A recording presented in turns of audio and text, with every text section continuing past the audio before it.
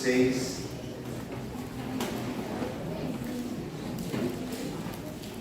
Nossa leitura do texto sagrado, irmãos, irá do versículo 41 ao versículo 47. Jesus continua no discurso de ser ele o pão da vida. E agora ele enfrentará a murmuração dos judeus. João, capítulo 6, Evangelho de João. Nós temos as cartas, do apóstolo João, mas nós estamos no Evangelho de João, capítulo 6, de 41 a 47. Antes de nós lermos o texto, irmãos, é importante que nós levantemos algumas questões aqui para que o texto sagrado nos responda também.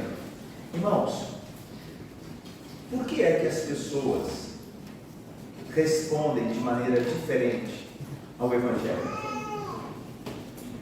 Por que é que pessoas respondem de maneira diferente ao mesmo Evangelho? É o mesmo Evangelho. Mas por que alguns creem nele e outros não? Como isso é decidido? Como isso acontece? Não é verdade? Você creu no Evangelho, mas essa não é uma verdade, pode não ser uma verdade na vida do seu irmão de sangue, ou do seu pai, ou da sua mãe, ou do seu marido, ou da sua esposa.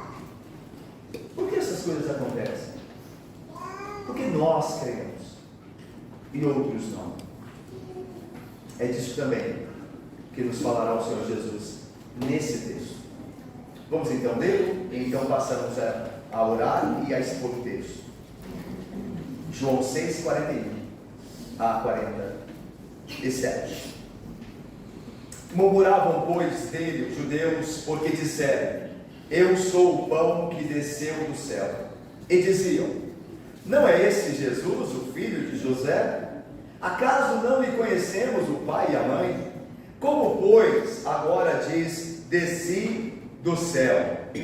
Respondeu-lhes Jesus: não murmureis entre vós. Ninguém pode vir a mim, se o Pai que me enviou não o trouxer, e eu o ressuscitarei no último dia. Está escrito nos profetas, e serão todos ensinados por Deus.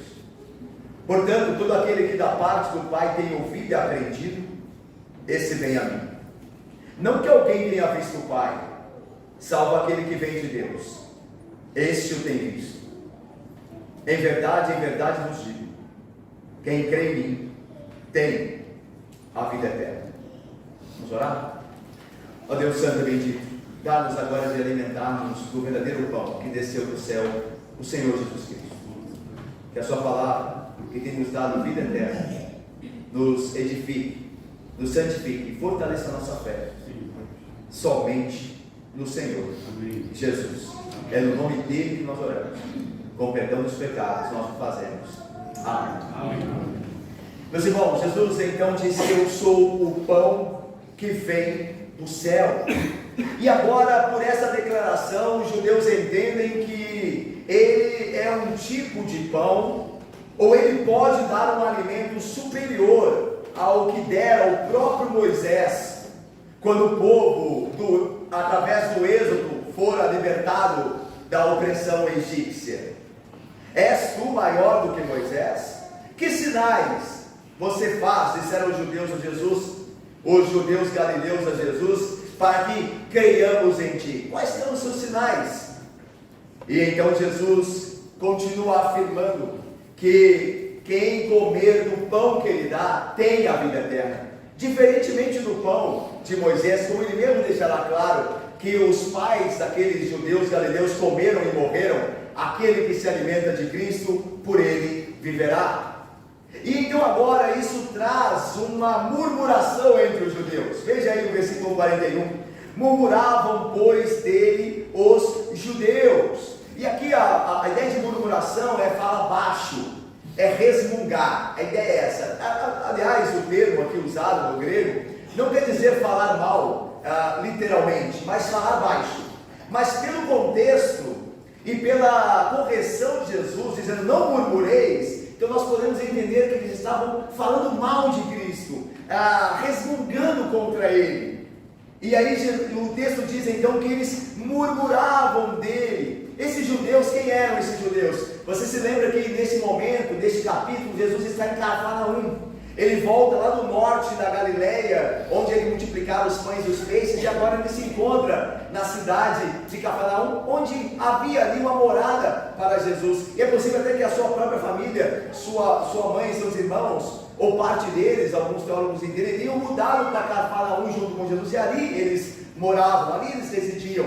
E esses judeus então são judeus de Cafarnaum, são judeus galileus que estão ali. E lembra que o texto final, o final do capítulo de número 6, no versículo 59, olha comigo aí, vai dizer que o evangelista dirá que estas coisas Jesus disse quando ensinava na sinagoga de Cafarnaum. Então ele está na cidade e ele está na sinagoga falando tendo esse diálogo com esses judeus galileus que não creiam nele e murmuravam contra ele. Então aqui Jesus está lidando com líderes religiosos, provavelmente os líderes daquela sinagoga, e eles estão murmurando contra Jesus por dizer que Jesus de fato é o pão que veio do céu. Na verdade, o espírito desses judeus galileus que nós temos aqui no capítulo 6 é o mesmo dos seus pais no Antigo Testamento. Eles também murmuraram quando Deus enviara o maná, o pão do céu. Lá em Êxodo 16 diz assim: toda a congregação dos filhos de Israel murmurou contra Moisés e Arão no deserto. Prosseguiu Moisés dizendo: será isso quando o Senhor à tarde vos der carne para comer, e pela manhã pão que vos farte, porquanto o Senhor ouviu as vossas murmurações, com que vos queixais contra Ele. Então o espírito desses homens era o mesmo espírito dos seus pais. Eles murmuraram contra Moisés, os pais desses homens, e agora esses homens estão murmurando com aquele que é maior do que Moisés, o verdadeiro pão do céu. Eles não só murmuravam antes, sem ter o que comer, lembra? Eles reclamavam que não tinham o que comer, como também murmuraram depois de Deus enviar o maná do céu. Lá em Números 11 diz assim: e o populacho que estava no meio deles veio a ter grande desejo das comidas dos egípcios, isso depois de comerem do maná. E diz mais: pelo que os filhos de Israel tornaram a chorar e também disseram: quem nos dará carne a comer? Ou seja, eles não trabalharam por aquele pão que veio do céu, aquele maná, eles não plantaram aquilo, não trabalharam, e mesmo assim Deus em sua graça os sustentava com o maná, e eles reclamavam, eles diziam: quem nos dará carne? Nós não queremos esse pão desprezível. Então vejam, eles murmuravam antes de ter o pão e depois de ter o pão. Será que nós somos assim? Será que nós estamos sempre insatisfeitos? Quando nós não temos, reclamamos com Deus, e quando temos, reclamamos por tê-lo. A esposa que antes solteira orava ao Senhor para se casar, e agora quando casada reclama do marido que tem. É o homem que solteiro pedia a Deus uma auxiliadora, Deus lhe deu, e agora ele está infeliz com ela, diz não amá-la mais.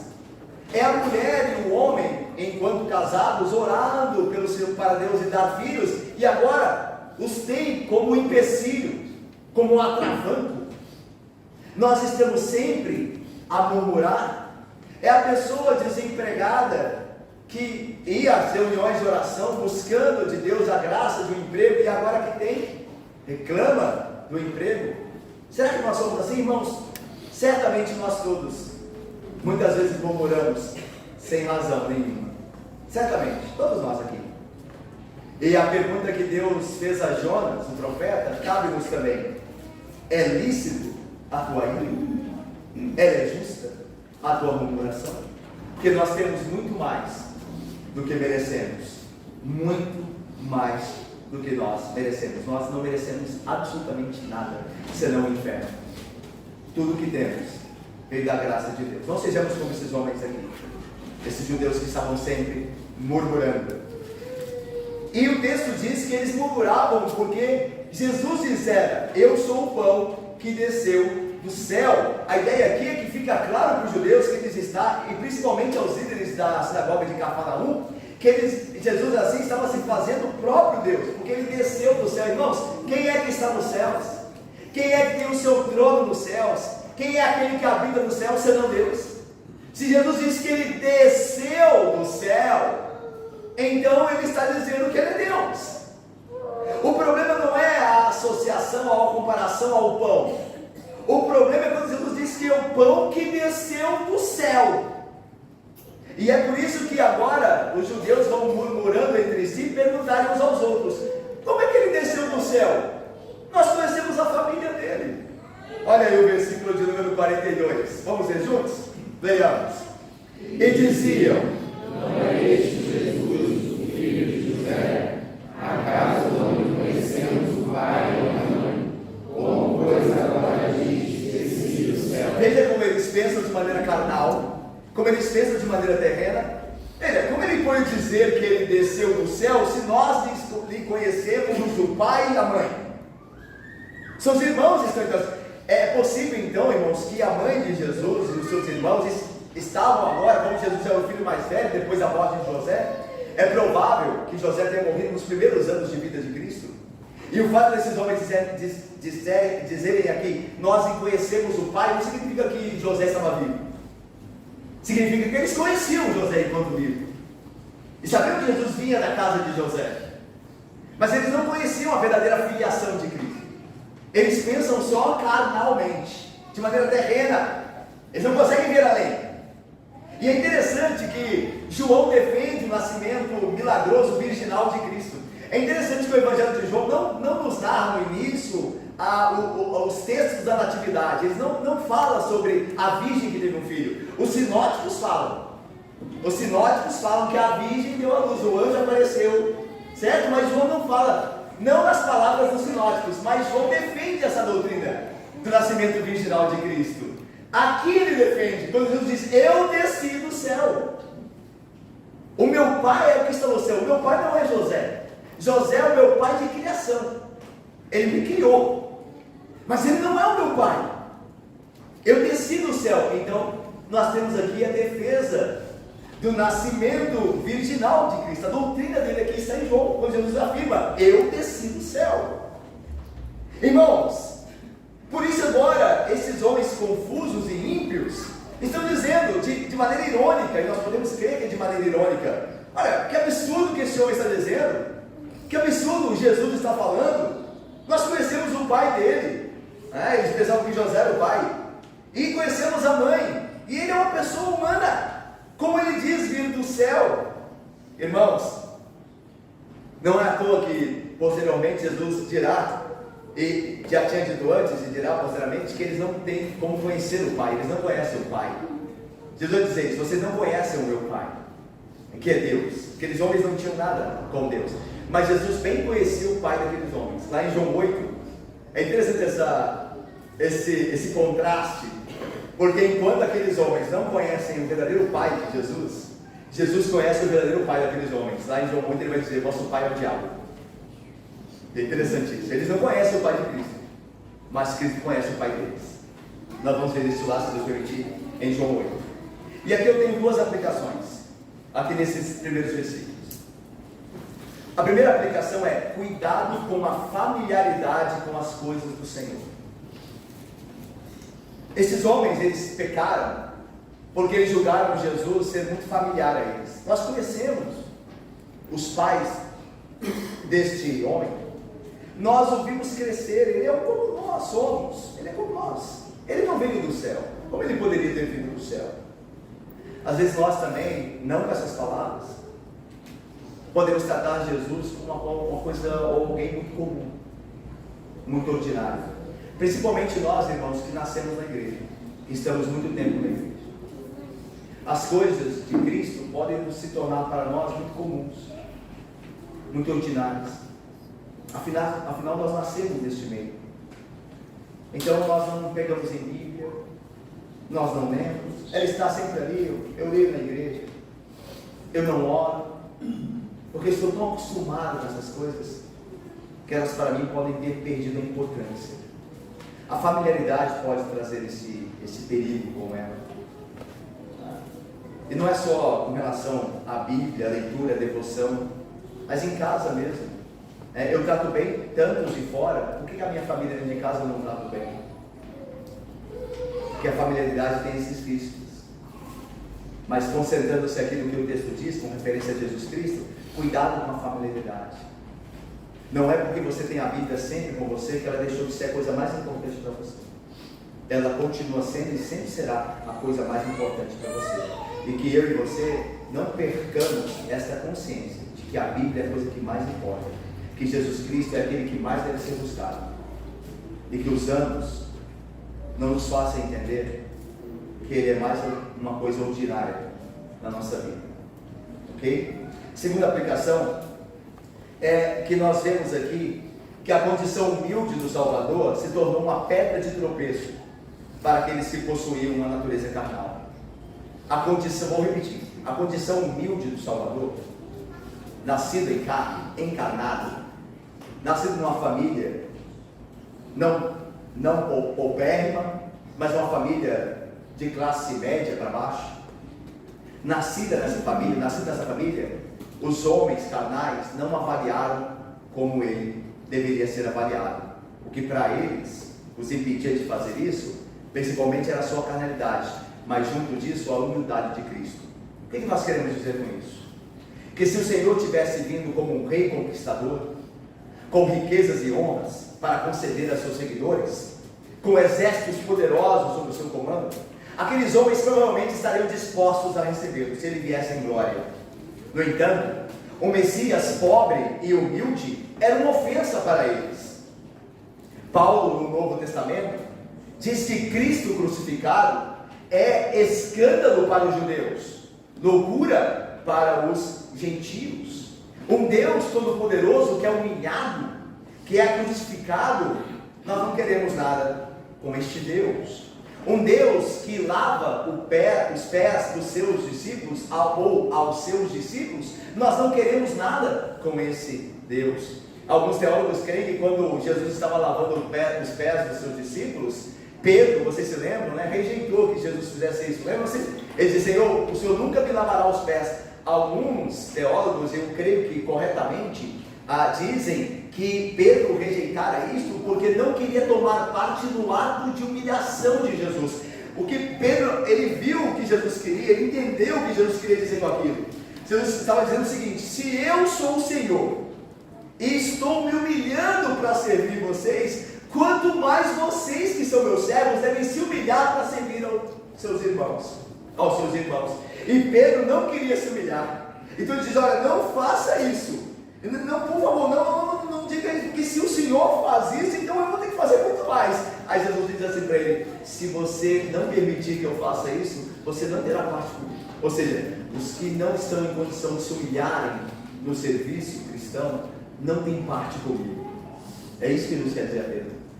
E é isso que ele quer dizer a mim e a você, agora, hoje, pela manhã, deste domingo. É que se nós não estamos dispostos a nos identificarmos com a humilhação de Cristo, nós não temos nada com Ele. Em nossos dias, nós podemos observar a mesma coisa que aconteceu nesse texto, de rejeitarem Jesus pela sua humildade, a sua aparente ali, condição terrena. Ao nosso redor há muitos que odeiam as evidentes doutrinas do Evangelho, por causa do caráter de humildade que apresentam. Dar a outra face a quem me ofende. Que isso? A pessoa está pisando em mim. Como é que eu posso me humilhar? Ir conversar para ver se eu fiz alguma coisa de errado com quem está injustamente ofendido comigo, uma vez que eu não fiz nada? Não, é muita humilhação. Perdoar alguém que repetidas vezes tem falhado comigo? Não, isso não. Percebam? Nós temos as mesmas dificuldades. Nós temos problemas em nos identificarmos com a humildade de Cristo, com seu serviço aos pecadores. Tais pessoas que assim agem não conseguem suportar a verdade da expiação, do sacrifício, da substituição realizada por Cristo, que é algo muito humilhante. Aprovam os ensinos morais e admiram o exemplo de abnegação dado por Cristo, mas quando fala de Cristo ter morrido por nós pecadores, não, pecadores não. de Cristo ter vindo para nós miseráveis. Não. Miseráveis não, calma. Eu sou uma pessoa boa. Eu tenho meu valor. Veja, a mesma resistência que aqueles judeus galileus tiveram, pode ser a mesma resistência nossa, com a humildade do nosso Senhor. É por isso que muitas vezes nós nos calamos lá no nosso trabalho, quando nós devemos dar o nosso testemunho acerca da palavra do Senhor, porque nós não queremos ser envergonhados por Cristo, nós não queremos compartilhar da humilhação dele, então nós nos calamos. Nós estamos agindo como esses judeus galileus agiram, tendo na humilhação de Cristo um escândalo, algo que eles não querem compartilhar. Será que é assim comigo e com você?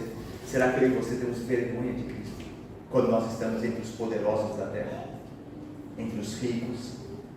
Será que nós temos vergonha de Cristo? Se nós o temos, saibamos disso, nós não temos parte nenhuma com Ele. Nós não somos os que são dele, não se envergonham de chamar o Senhor, porque Ele é de fato.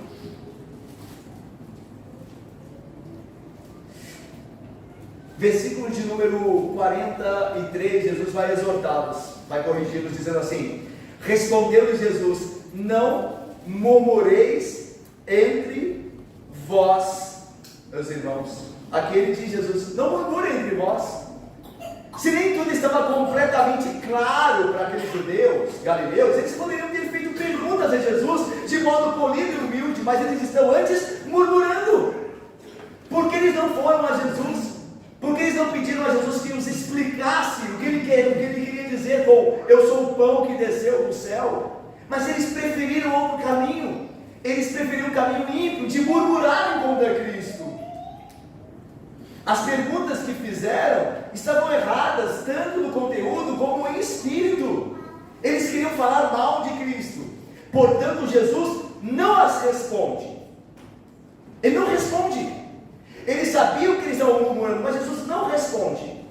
Ele os corrige, ele os confronta, dizendo não murmureis, mas ele não diz nada sobre a pergunta deles. Irmãos, esse texto também nos fala, meus irmãos, das nossas intenções do nosso coração. Se eu e você estamos aqui junto da igreja do Senhor, o povo dele, com intenção má no coração, com raiva de alguém, com ódio de alguém, com inveja de alguém, a palavra não falará a você nem a mim, porque nós estamos com a intenção errada. Nós devemos estar aqui com a intenção correta, a intenção de nos arrepender dos nossos pecados, de confessá-los, de ter os nossos pecados confrontados com a palavra de Cristo e nos arrepender desses pecados para abandoná-los. Essa é a intenção. Esses são os que são verdadeiramente abençoados por Cristo. Lembra do que Deus diz no Antigo Testamento? Eu ando com o contrito e abatido de espírito. Não habito eu no alto e sublime trono, não habito eu nas alturas, sim habito, mas eu também ando com o abatido e contrito de espírito. Aqueles homens tinham intenção má diante de Cristo, e Cristo não lhes deu palavra nenhuma contra as suas dúvidas. Como é que é a nossa intenção do nosso coração? O que você está aqui hoje? O que você veio procurar aqui? O que você veio fazer aqui hoje? Saiba que se sua intenção não for boa e a minha também não for boa, nós não seremos alvos da graça de Cristo aqui. Nós primeiro devemos nos arrepender de nossas intenções, corrigi-las, acertá-las pelo poder do Espírito. O Espírito Santo pode fazer isso tanto comigo como com vocês, irmãos. Ele pode corrigir as nossas intenções. Clame a Ele, para que Ele mude o nosso coração, para que Ele nos dê um coração de carne, no lugar de um coração de pedra. Fora isso, Deus não nos abençoará, Cristo não nos falará como não responder aqueles homens ali. Vamos mais? 44, olha o que Jesus vai dizer no 44, vamos ver juntos, olha que afirmação. Leiamos: ninguém pode vir a mim se o Pai me enviou não trouxer, e eu ressuscitarei no último dia. Irmãos, Jesus continua a sua conversa sem responder aqueles homens aquelas perguntas maldosas, as quais eles murmuravam com elas. Jesus continua dizendo: ninguém pode vir a mim se o Pai que me enviou não trouxer. A ideia é a seguinte: vocês continuam murmurando no vosso coração, vocês continuam ser sinceros comigo, né? Sem serem sinceros comigo, porque vocês não foram dados a mim pelo Pai, vocês não são meus. Se vocês fossem meus, essas dúvidas que vocês têm, vocês recorreriam a mim, vocês viriam a mim, vocês colocariam diante de mim e eu os responderia. E a verdade que eu vos disser, porque eu sou a verdade, vos libertaria. Mas vocês não vêm a mim, porque todo aquele que o Pai me enviou, este vem a mim. Todo aquele que o Pai me trouxer, este vem a mim. E vocês não vêm a mim por quê? Porque o Pai não lhes trouxe. O Pai não lhes deu a mim. E é interessante aqui, meus irmãos, que o texto diz: ninguém pode vir a mim, diz Jesus, se o Pai que me enviou não o trouxer. O verbo trazer aqui é literalmente no hebraico arrastar. A ideia aqui não é que o Pai tem que apontar. O Pai, ele indica o caminho: olha, vai lá, Jesus, e está ali, ó, vai lá, creia nele lá, vai lá, pode ir lá. Não, o Pai tem que pegar e arrastar aqueles que ele dá a Jesus. A ideia é que naturalmente não há vontade nenhuma do homem carnal ir a Jesus, senão uma obra poderosa de Deus em levá-lo a Cristo.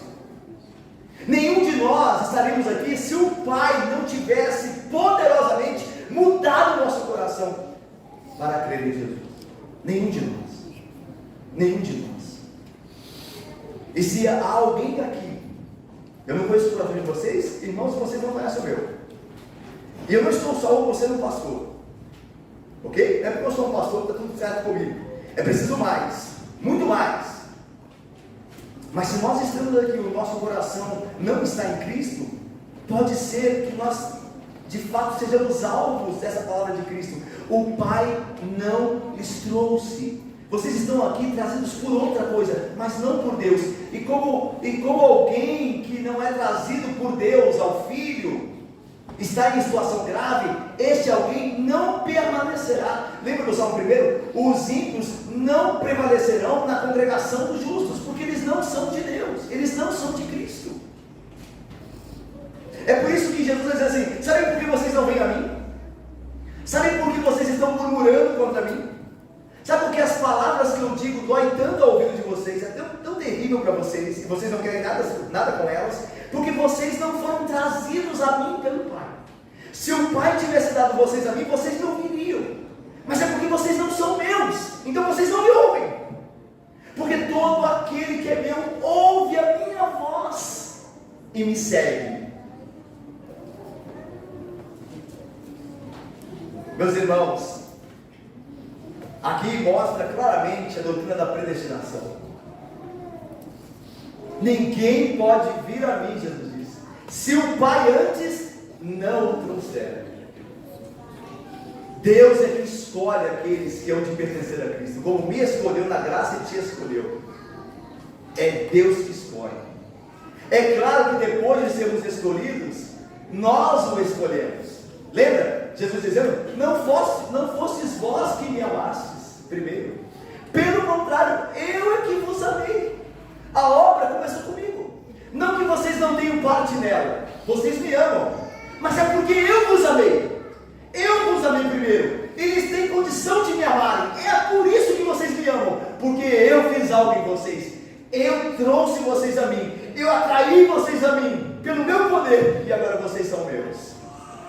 E agora vocês são o meu povo, porque eu fiz isso. É daí que é verdade clara e bem estabelecida, que a glória no último dia será toda do Senhor Jesus. A glória é toda do Senhor Jesus. Ninguém há de chegar no céu e dizer: eu estou aqui por vontade própria, porque eu atendi, porque eu fui puro, porque eu percebi. Não, mas todos os céus darão glória ao Cordeiro, porque o Cordeiro os levou ali. O Cordeiro os atraiu a si. E essa é uma verdade para nós também, como fora para aqueles homens que estão sendo confrontados por ela. E Jesus diz, então continua no capítulo 44, ninguém pode, versículo 44 está dizendo: ninguém pode vir a mim se o Pai que me enviou não trouxer, e eu o ressuscitarei no último dia. Irmãos, e eu darei vida. Aquele que vem a mim não morrerá para sempre. Ah, meus irmãos, eis uma aplicação aqui muito importante para nós. A queda humana corrompeu-nos de tal forma que nossas vontades e afetos são todos contrários a Deus e a seu Filho. Sem a graça de Cristo, nós estamos todos mortos em nossos delitos e pecados. Nós não temos condição de ir a Deus se Deus não operar antes de nós.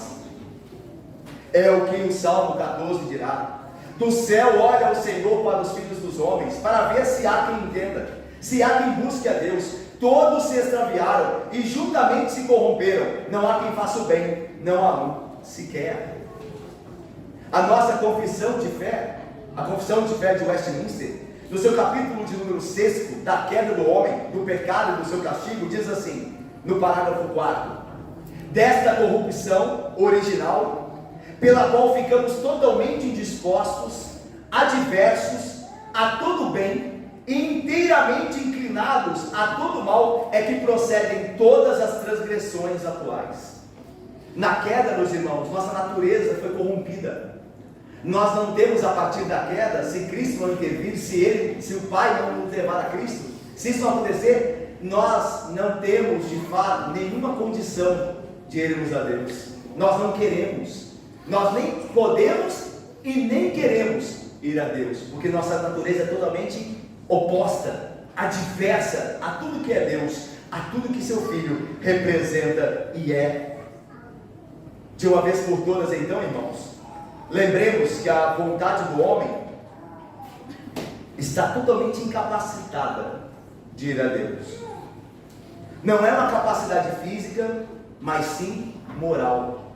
Não é eu não consigo, não é só isso, eu não consigo, é eu não quero. O homem natural não é uma questão de eu não consigo, eu queria, mas não consigo. Não, eu não quero, eu nem consigo e nem quero. Veja que estado terrível. Essa doutrina serve para nós também nos autoexaminarmos, certamente. Quais são os seus afetos pelas coisas de Deus? Como é que o seu coração responde a Jesus Cristo? Você tem prazer? Você está aqui hoje com prazer, com alegria, porque você se deleita nas coisas de Cristo? Ou você está aqui por conveniência? Você está aqui obrigado? Você está aqui constrangido? Como é que você está aqui? Isso diz muito sobre mim e sobre você. O nosso coração diz muito sobre o nosso estado. Todos aqueles que são de Cristo vêm a Ele, e aqueles que não querem vir é porque não são dele. Que Deus se piede de nós, nos ajude a de coração buscarmos a Cristo. Mas olha só como ele caminha para o fim. Jesus continua dizendo, está escrito nos profetas, e aí vai citar o profeta Isaías: e serão todos ensinados por Deus, portanto todo aquele que da parte do Pai tem ouvido e aprendido, esse vem a mim. A ideia aqui, meus irmãos, é que os que são ensinados por Deus são aqueles que possuem o Espírito Santo de Deus. É através do Espírito Santo de Deus que Deus ensina a Vanessa e Bruno, e Ana e Lucinete. Ele ensina os seus através do seu Espírito. Ninguém pode dizer papai, senão pelo Espírito, ou ninguém pode dizer Senhor Jesus, senão pelo Espírito de Deus. É através do Espírito de Deus que Deus ensina os seus. E essa profecia de Isaías é cumprida quando Deus derrama em nosso coração o Espírito dele, e esse Espírito passa a nos ensinar. Lembra da pergunta que nós fizemos no início? Por que a palavra de Deus fala tão diferente a tantas pessoas? Por que algumas atendem e outras não? Porque as que atendem estão sendo ensinadas, Vitor e João Felipe, pelo Espírito de Deus.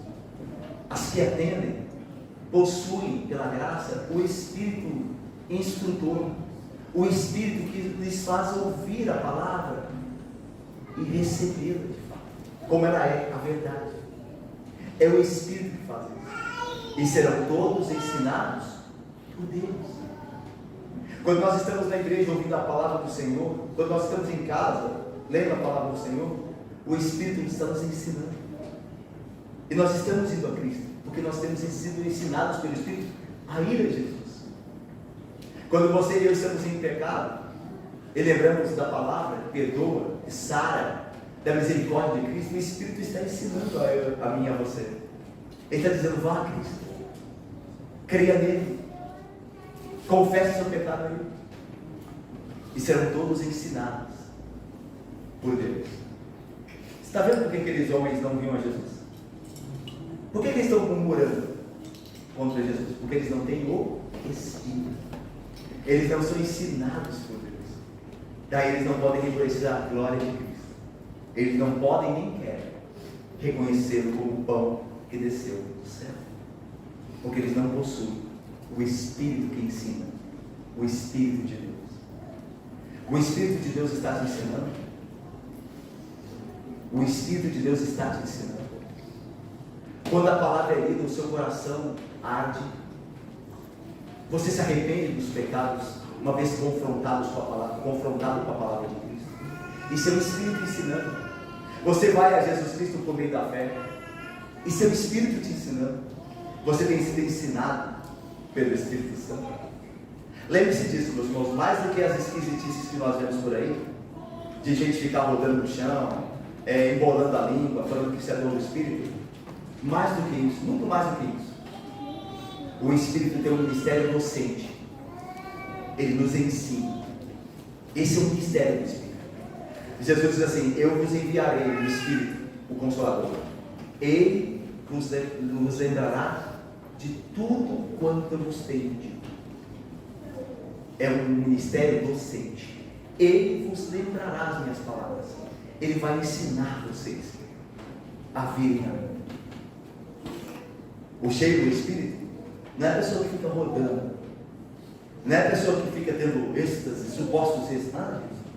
É a pessoa que aprende de Deus, é a pessoa que obedece a Cristo, tendo aprendido e compreendido a sua vontade. Essa pessoa é cheia do Espírito Santo de Deus. Não adianta nada ficar enrolando a língua e depois, durante a semana, no trabalho, mentir, na internet ver pornografia. Não adianta nada. Publicamente ter expressões de êxtase quando não obedece à palavra.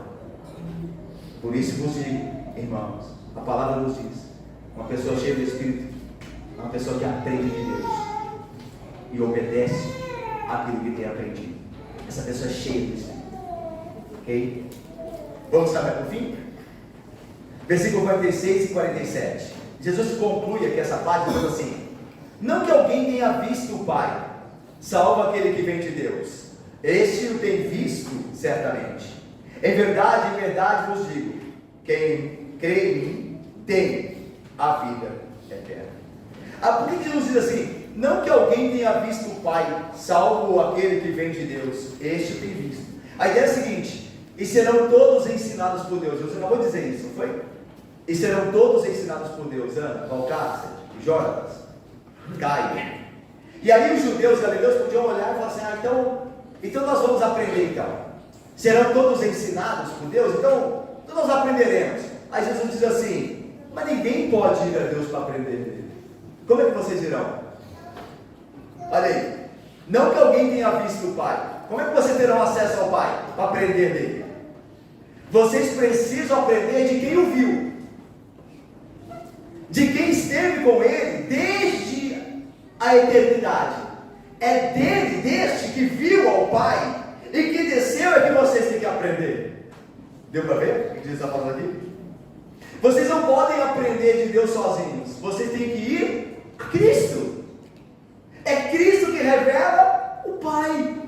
Como é que nós conhecemos a Deus e a vontade de Deus? Através de Cristo. Como é que nós conhecemos a graça de Deus? Através de Cristo. Como nós conhecemos a implacável ira de Deus sobre o pecado? Através de Cristo morrendo na cruz. É em Cristo que nós aprendemos tudo do Pai. É por isso que ele diz: não que vocês tenham visto o Pai, vocês não viram o Pai, vocês não conhecem, salvo aquele que o tem visto e de lá desceu, que sou eu conheço o Pai, e ninguém pode vir a mim se o Pai a quem eu conheço não trouxer, e vocês serão ensinados por mim, diz Jesus. Quer conhecer a Deus? Vá a Jesus, vá às suas palavras, vá à Bíblia, vá ao Antigo Testamento que fala de Cristo e aponta para Cristo, vá ao Novo Testamento, onde Cristo ali, pessoalmente encarnado, fala as suas palavras. Ali você conhecerá a Deus.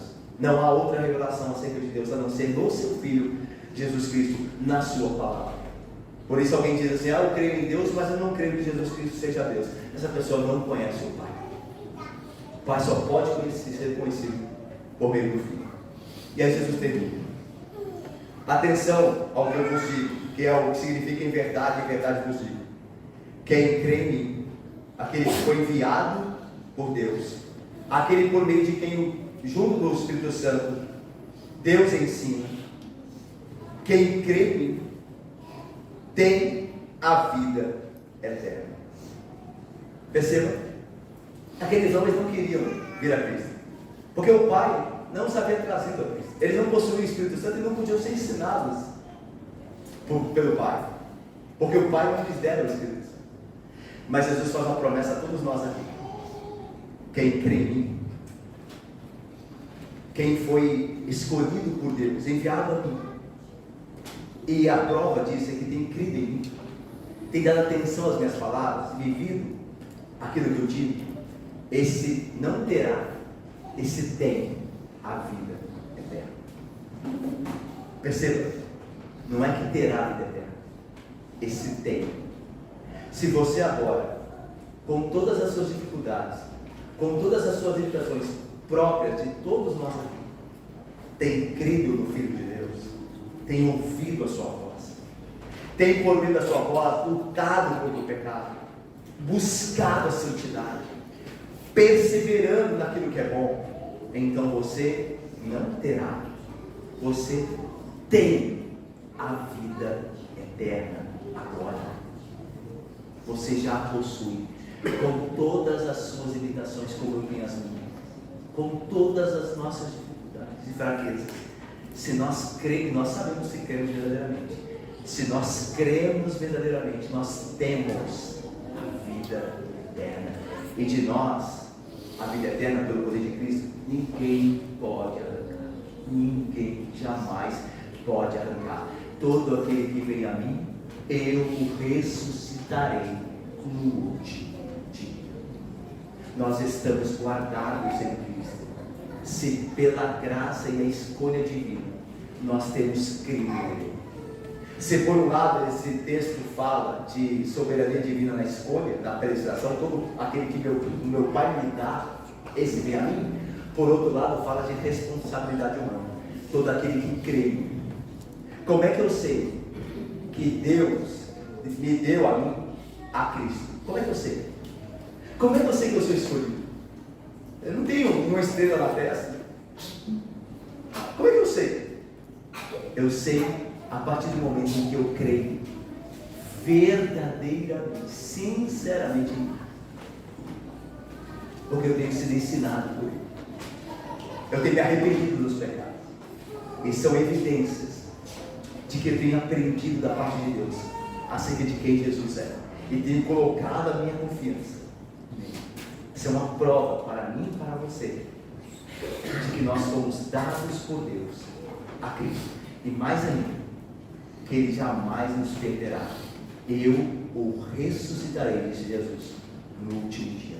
Todo aquele que vem a mim, com todos os seus pecados, mas que se entrega a mim, eu não abandonarei.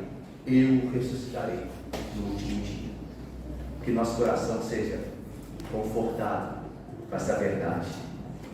E lembre-se, que nós sejamos do grupo daqueles que são ensinados por Deus, por meio do seu Espírito, acerca de Cristo. Eu não sei, para terminar, como você vai responder à pregação que você ouviu aqui. Eu não sei. Só você e Deus sabe. Mas eu sei de uma coisa: se Deus te salvou, se você pertence a Cristo, porque Deus te levou a Cristo, você responderá bem, você crerá, você se arrependerá, você buscará o Senhor, e o Senhor te conservará. Disso nós temos certeza. Que Deus abençoe Amém, irmãos.